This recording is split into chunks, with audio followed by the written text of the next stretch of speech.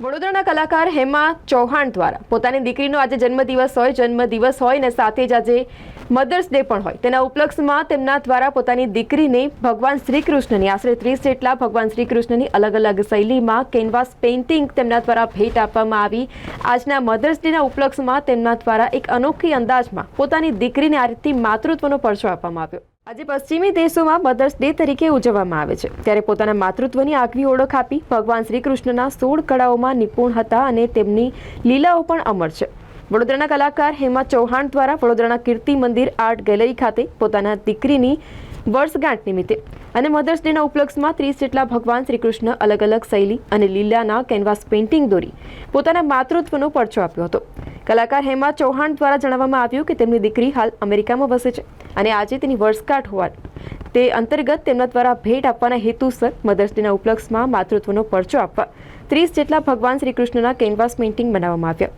શ્રી કૃષ્ણ જે 16 કાળમાં નિપુણ હતા અને માતાના અતિ પ્રિય હતા તેમજ કૃષ્ણ ભક્ત હોવાના કારણે આજે મેં આ 30 જેટલા શ્રી કૃષ્ણના અલગ અલગ શૈલી તેમજ લીલાઓના કેનવાસ પેઇન્ટિંગ દોરી માતૃત્વનો એક પરચો આપ્યો છે।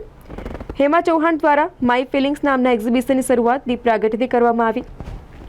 આ પ્રસંગે નવરત્ન યુનિવર્સિટીના તેજલબેન અમીન, મનુભાઈ નિર્મલ, ફાઇનાન્સ ફેકલ્ટીના ગજ્જર સાહેબ, કિશોરસિંહ ચૌહાણ, ડોક્ટર મહેશ્વરી વિશેષ રૂપે ઉપસ્થિત રહ્યા હતા।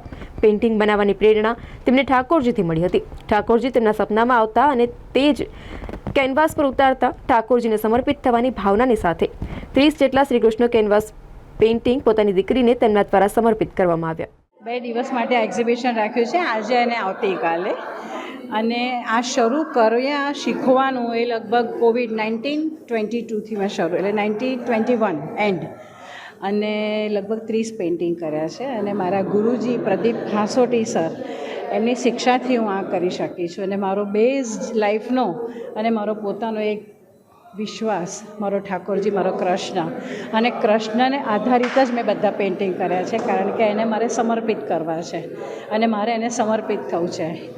અને આજે મારી દીકરી કૃષ્ણા, એનું નામ પણ કૃષ્ણા જ છે અને એની વર્ષગાંઠ છે અને આજે મધર્સ ડે છે એટલે એઝ અ મધર ડે એની વર્ષગાંઠ નિમિત્તે મારી દીકરીને આ મારું ક્રિએશન હું ડેડિકેટ કરું છું આજે। આજે અને આવતીકાલે સવારે 10 વાગ્યાથી રાત્રે 8 વાગ્યા સુધી આકૃતિ આર્ટ ગેલેરી છે અહીંયા। હા, બસ એક પેઇન્ટિંગ છે, મ્યુઝિક છે, એક કોઈ પણ જાતની આર્ટ એક મેડિટેશન છે। તમે એ ક્યારે બી કરો ને ત્યારે તમારા મગજની શાતા, તમારી ઇન્દ્રિયો પર કાબૂ આવે છે અને તમે ધીરે ધીરે ઠાકોરજીની નજીક પહોંચો છો।